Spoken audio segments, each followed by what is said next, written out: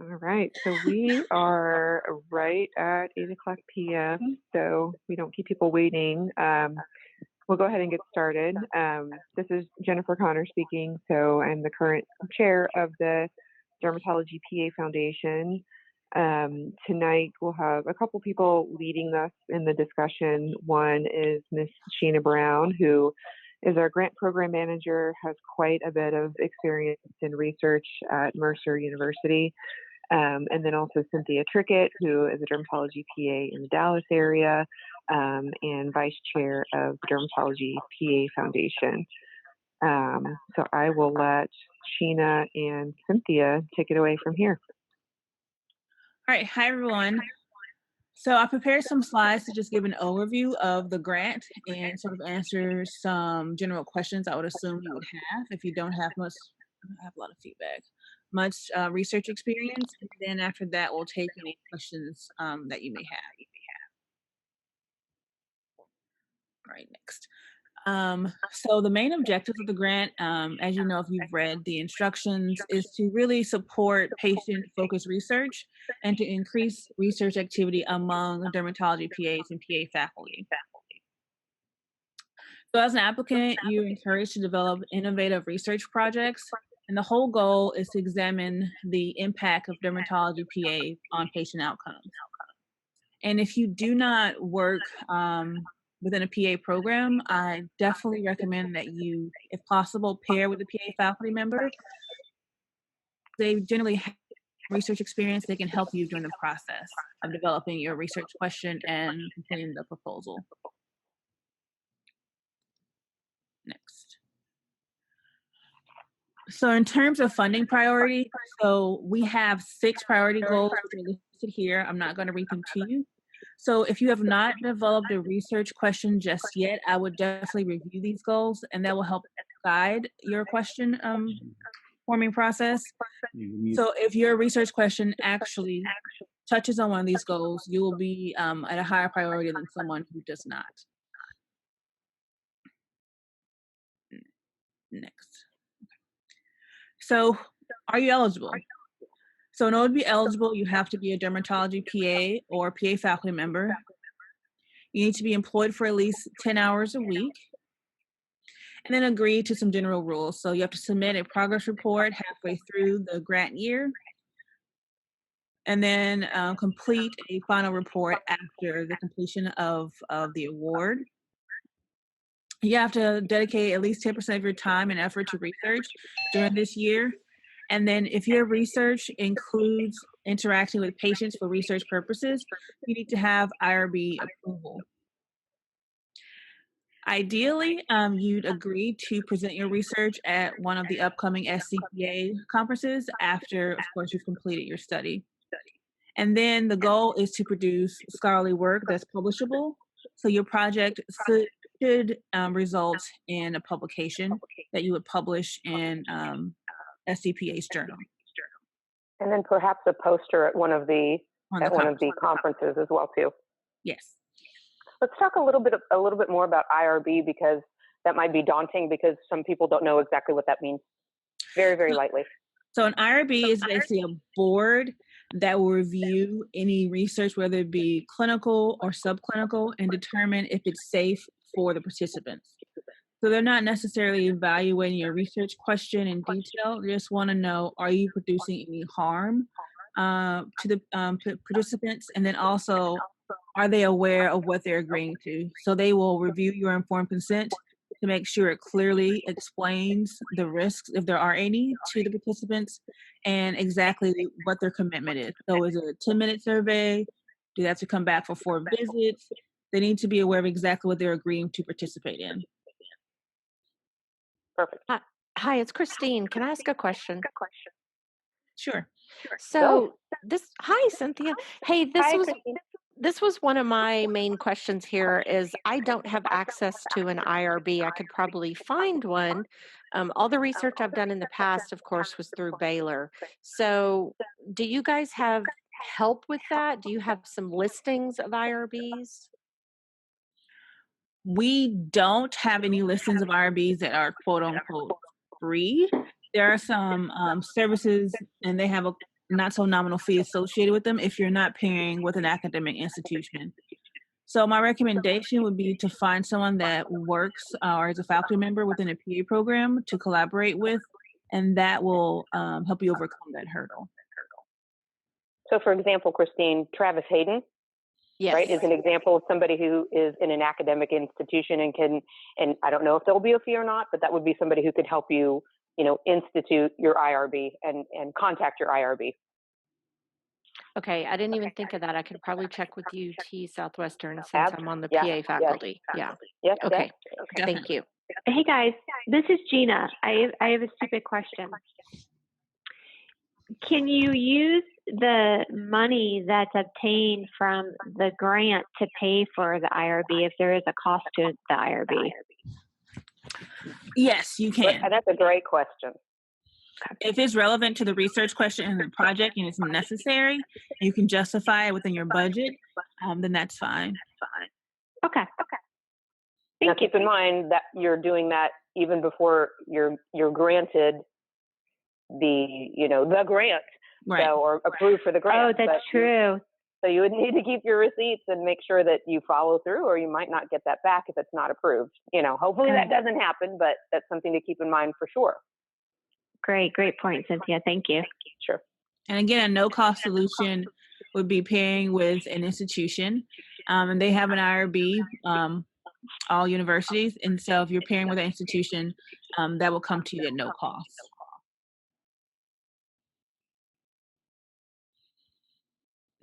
Next.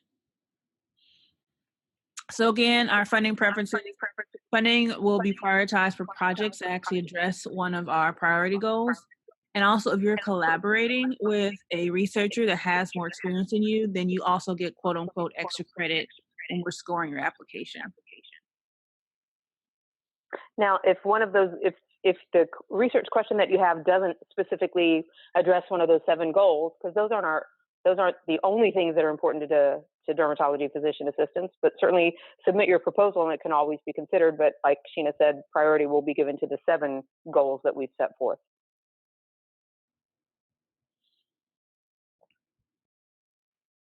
Next. Okay. So this is straight from the actual instructions. So in terms of formatting your proposal, we want Microsoft Word documents only so that when reviewers are looking or reviewing your application, they can add their comments because you'll have multiple people reviewing the application.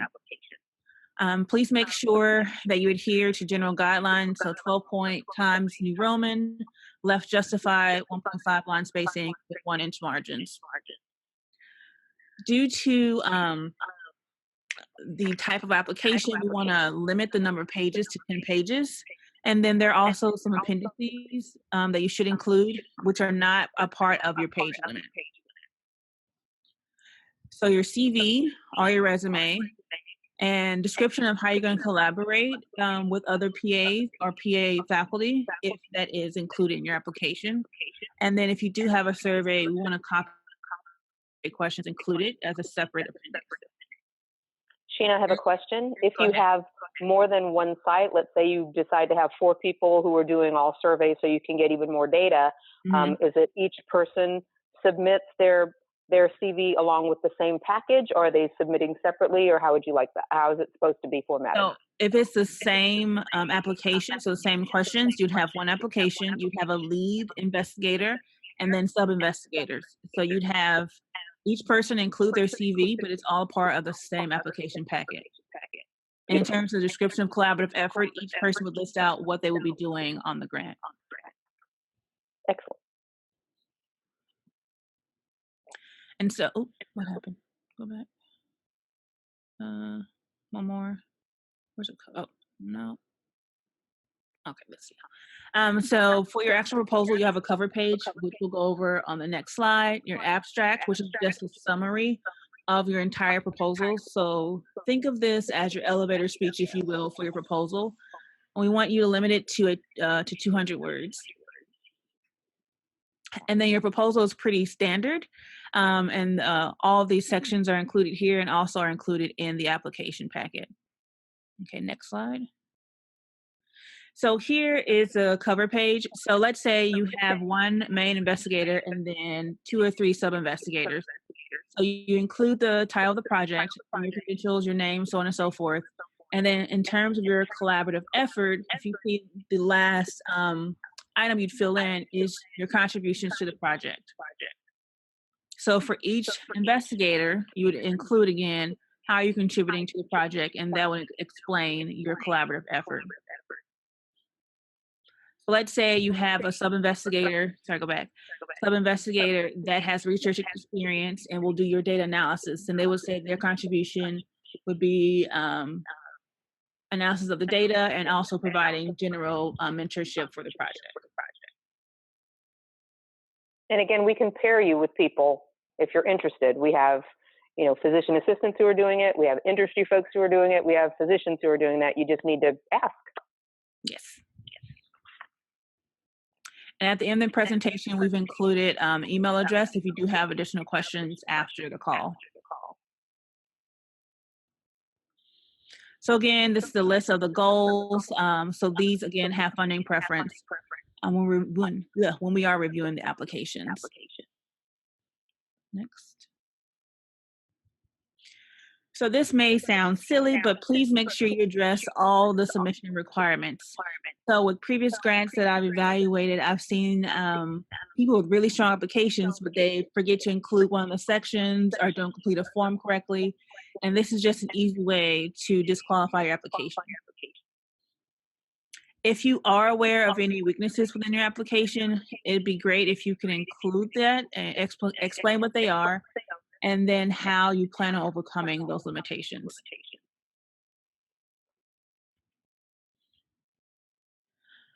So you've submitted your application and it's now going through the review process. We have several different evaluation criteria, and I'm going to go over them over each section. So the first section will be your background, your actual question, and then your aims for the project. So our main question we're trying to answer is, does your project address a novel or new research question that aligns with the foundation's priority goals? If it does align, has this question been previously investigated? And if so, how will your research build upon that question if it's already been investigated previously?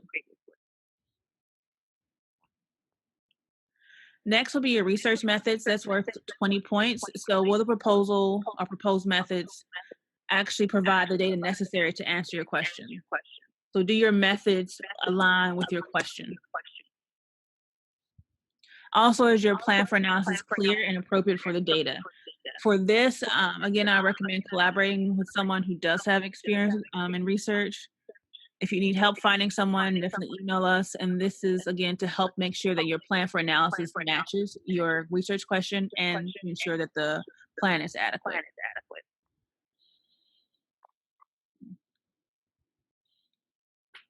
And then once your project is done, what outcomes are you looking for? And also, can these outcomes be reached realistically within 12 months? So the grant is for 1 year. Are you planning something that's lofty that you think would take 3 or 4 years? Then that would not be appropriate for this funding opportunity, because again, the funding window is for 12 months. And also, is a project likely to result in publications and or presentations?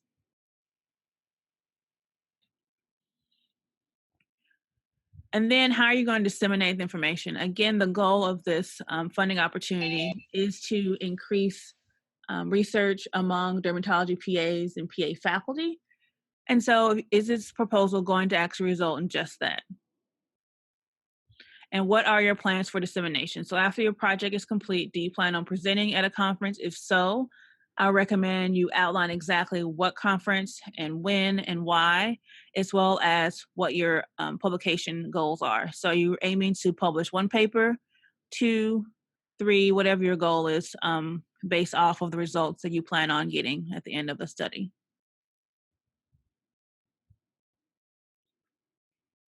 And then your budget, we recommend you include a detailed budget. So you have to have your actual budgeted items and then justification for each item. And for this portion of your proposal, it's worth about 15 points. And we want to know, is it detailed? Is it justified? And also, is it consistent with the methods that you have proposed?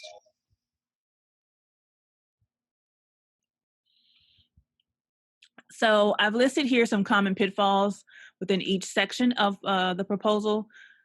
So I've seen people who have questions that have been researched before, and they don't outline exactly what they're adding to the field or why they've chosen to research something that's already been done before. Another issue is, can your question or research question be answered by the data that you plan on getting through the proposed project? If not, then how do you correct that? Another issue with within the proposal I've seen with methods is that the methods are poorly described. I've seen some proposal that simply say we will analyze the data. Well, how and what data? Or your methods don't align properly with the actual question. So the methods you're proposing have nothing or little to do with your actual research question.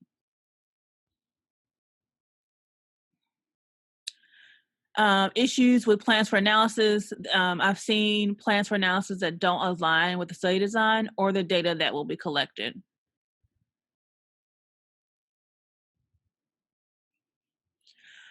If you don't have experience analyzing data and you don't have someone on your research team that does, I recommend actually allocating some funds for a consultation, or even having someone run your data analysis for you, especially if you've never used one of the software programs that are commonly used for data analysis.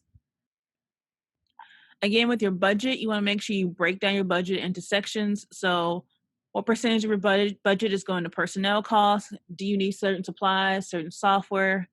Are there other expenses?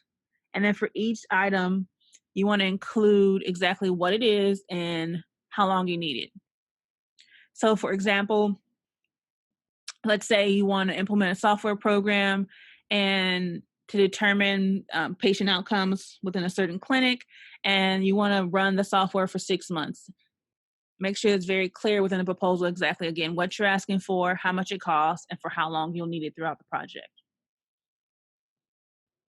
Okay, next slide. Gina, if somebody wants an example of a line-by-line budget, obviously it wouldn't be, repetitive, but if they needed access to hey, I don't even know what to put here. Do we have an example? Yes, I can send one and then have it sent out to the attendees.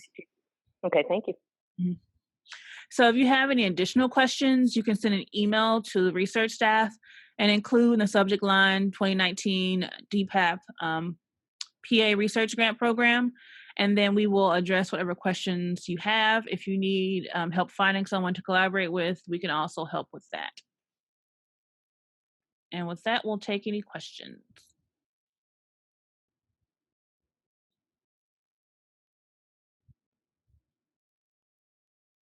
So I've gone ahead and unmuted everybody. So if anyone has any questions, you can go ahead and chime on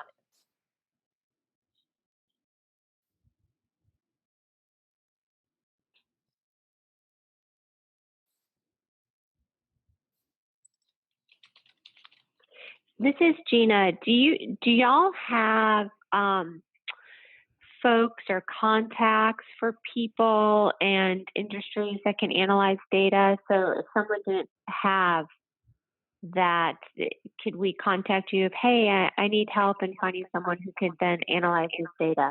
Do you have those type of resources? Yes, but again, that would be at a cost. Right. But just wanted to see if they could reach out to you of, hey, can I contact these people and, figure out the cost, that sort of thing.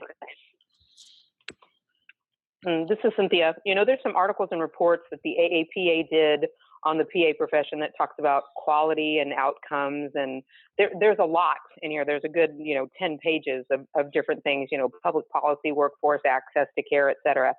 So if there's something that you're worried about, has this already been done before, has it not, there's a great list of that's there, and sometimes you can tweak it specifically to the dermatology profession as well too. I'm not saying repeat the same study, but you can tweak it and say, how does this serve the dermatology PA and a dermatology patient?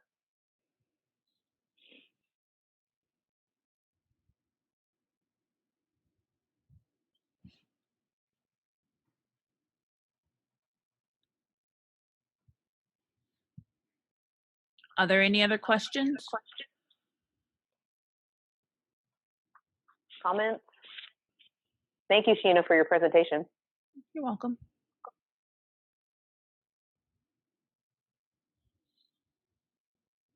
Jennifer, do you have anything further to add?